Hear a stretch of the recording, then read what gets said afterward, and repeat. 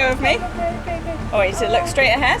I don't know if I can do it. Take a nice deep breath. I can't do it. I can't. You can. Take a deep breath. Put your arms out to the side. And on my count, we're going to go for it. Arms out. Fear, our biggest obstacle. It stands in the way of what we want, what we need, and who we are meant to be. The only thing to fear is fear itself. But is that true? What is fear for? How do we confront it?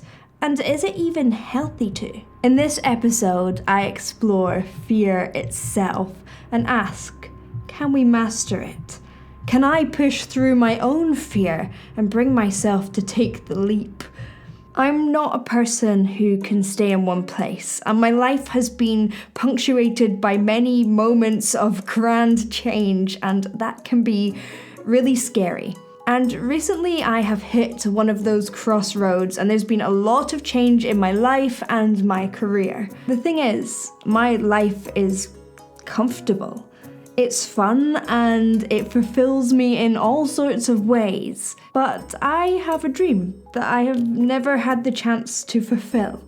And moving towards it after building a life of such comfort feels terrifying. I need to overcome that fear and move forward.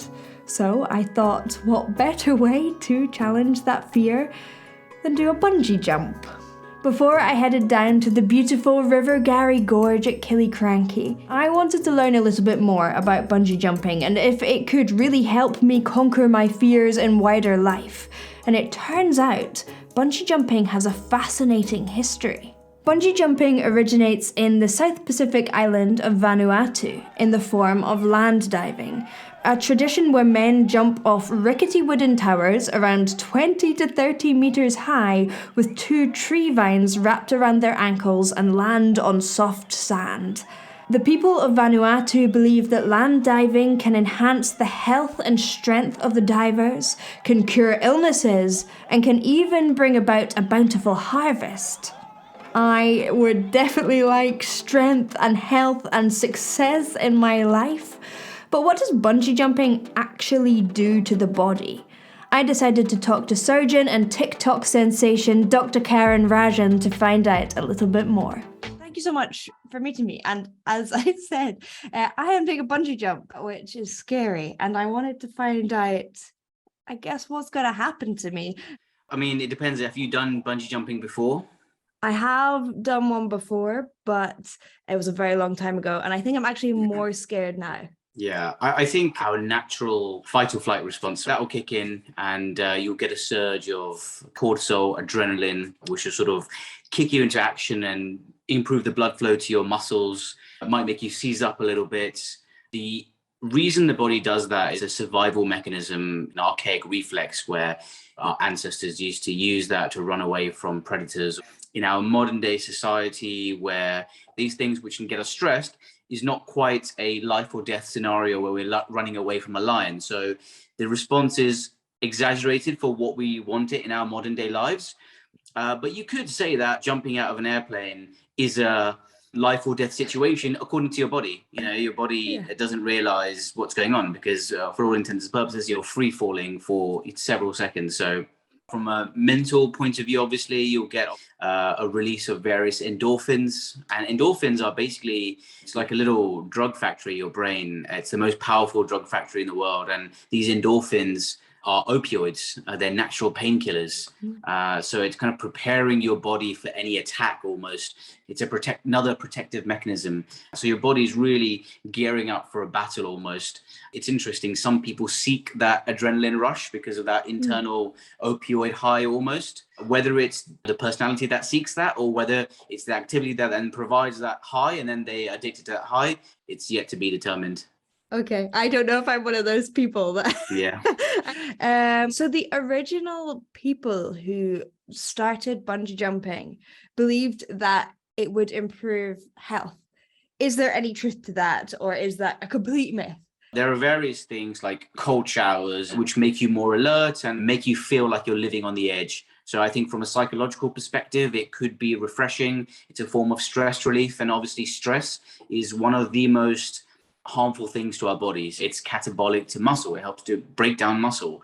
Stress has a direct impact on obviously mental health as well as physical health. It causes deranged blood sugar control, increases the risk of cardiovascular disease, all these sort of things. So if a activity like bungee jumping can help to be a stress relief, a cathartic experience, that might lower stress, which you get, I guess you could interpret that as an anti-aging effect, but it's not something that, you know, if someone has a heart problem, probably that would be the last thing I would recommend, because it's likely to raise their heart rate and blood pressure significantly. So you don't recommend it for everyone, and it's specific to the person. If you do it in the right place, it's very safe. But obviously, I think there are caveats to that. Thank you so much for meeting with me. Really cool to meet you. You too. Bye-bye. Bye.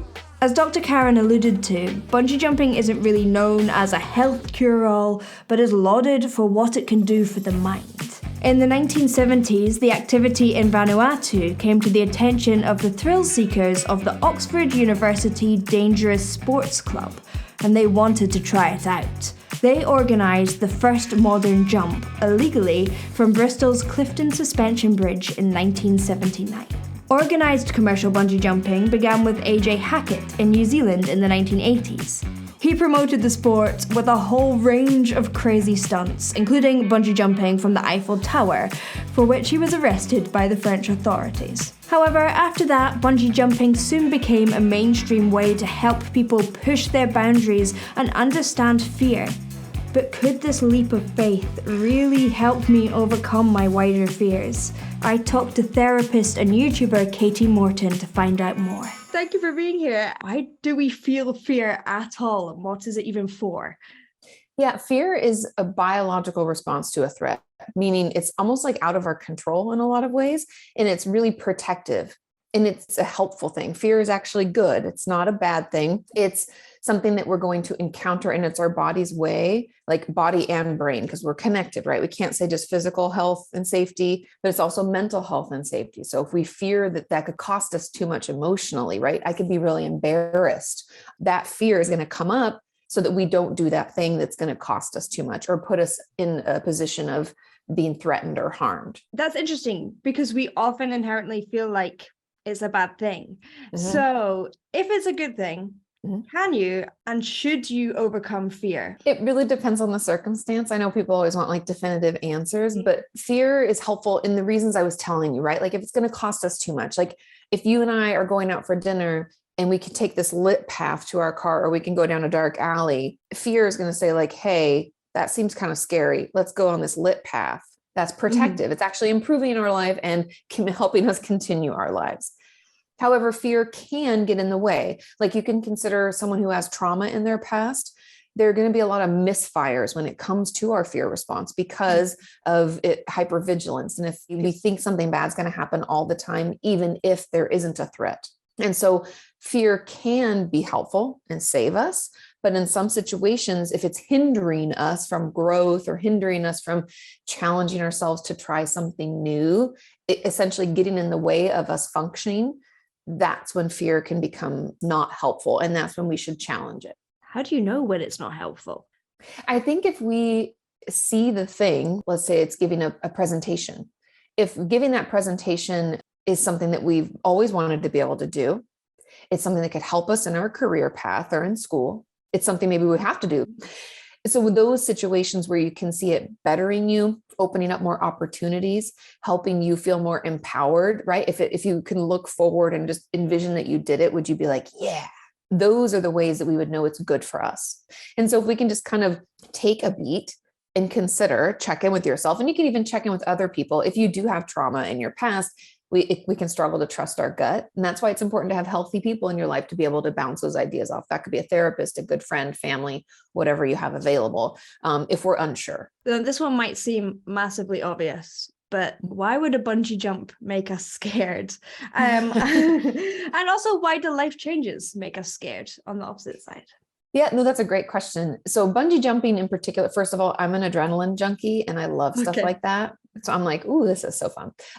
Also terrifying though. And the reason that our body does send that signal is because there's no purpose, no reason to need to jump off a cliff, right? Our nervous system is not prepared for that. That's not something that we as humans are like wired to be able to do. And then change is great, but uncomfortable and can create fear because it's unknown. The thing about our nervous system that's always important to remember is it's wired to constantly survey our environment looking for any threats. When it doesn't understand something or doesn't know an outcome or doesn't know this process, it's going to sound the alarm. That could be threatening, right? Emotionally or physically. And so when things change, that discomfort causes our body to go into kind of the fight, flight, freeze response, maybe a little bit, until we maybe know more, or we're doing it long enough that it becomes less unknown. As a therapist and an adrenaline junkie for the jump in general, do you have an advice for when I step to the edge? I guess my advice would be right before that, because a lot of what we have to do is kind of get our nervous system ready. There are certain ways we can like reset our nervous system. So if you start to feel the anxiety and the fear like building and building, doing like a full body shake actually initiates that release of the cortisol and that stress hormones essentially that are coming up.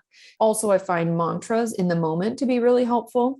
That could be anything like, I can do this, I got this, or it's going to be okay, we are okay. Something that's affirming, and you can try out different things. Obviously, everyone's going to be different on what like really resonates with you. Connection's helpful. So if you got to go with someone who you knew really well, that could be really helpful too in soothing you. You could focus on your breath. I know some people hate breath work, but it helps some people, and you got this. It's going to be awesome. Hey everyone, I just had a thought about my bungee jump, and I know some of you will be thinking you've done a bungee jump before, why are you so scared? And Katie actually gave me some food for thought. I suddenly realised that my previous bungee jump was like 15 years ago, it was abroad, and the health and safety definitely was not very good, and I felt really unsafe in that situation. I thought that something could perhaps happen. And although the place I'm going to now has great health and safety, and logically I know it's going to be absolutely fine, I think that experience has made me even more scared. And I'm really nervous about doing this bungee jump. And my body doesn't want to do it. I can feel that. So I'm gonna have to do like a real like mind over matter thing. Okay, Katie and Karen convinced me. I was ready, I think.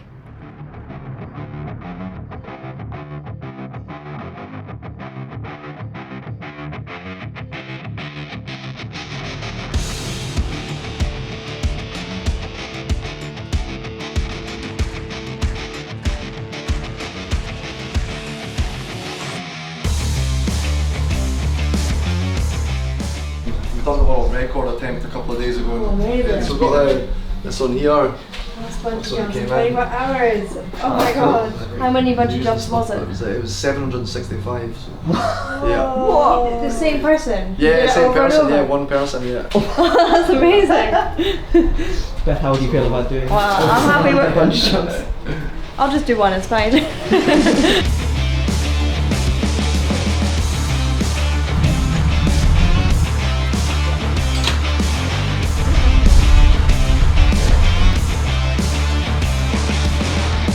Number 22, recording!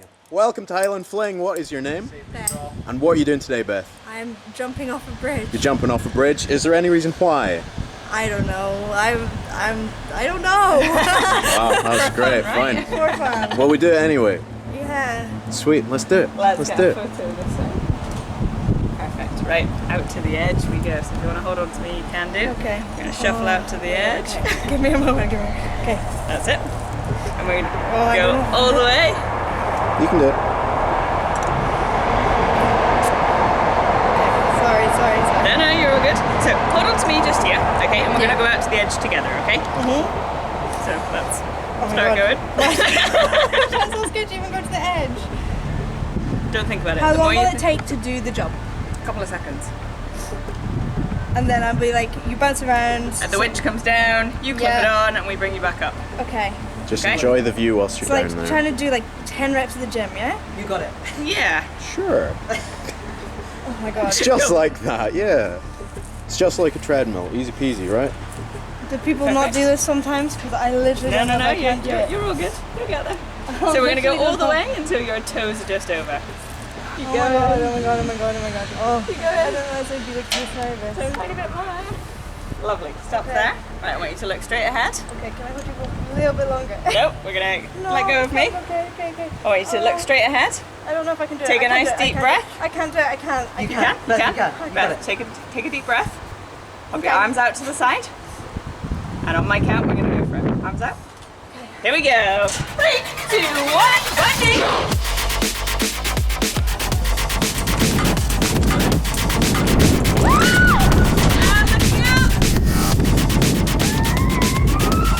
Well done!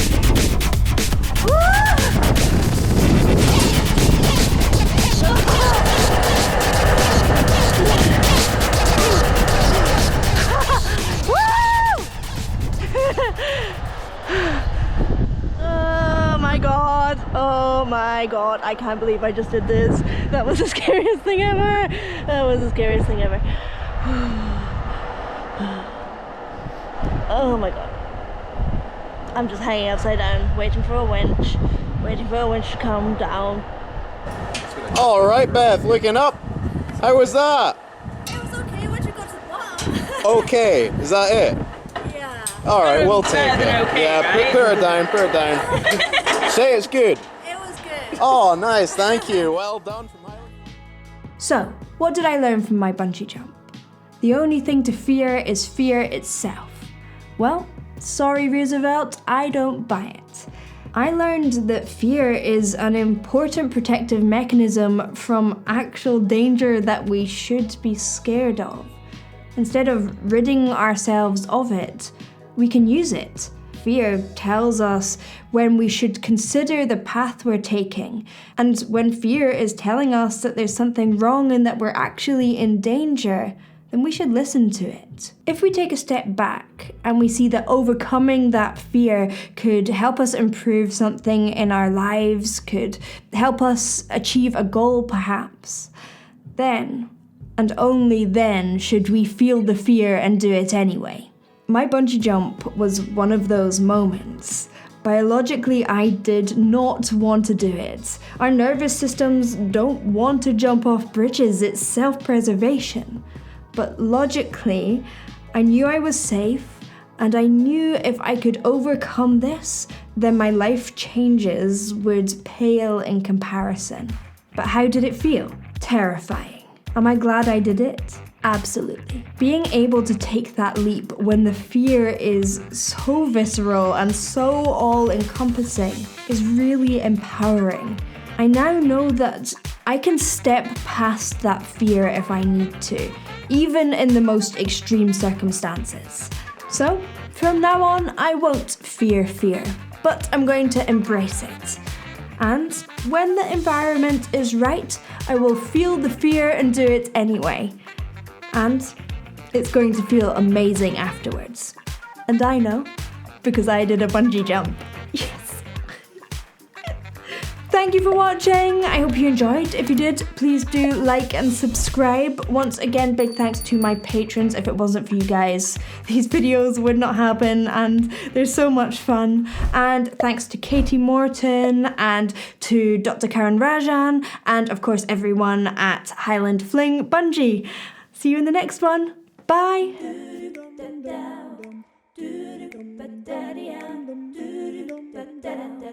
Down.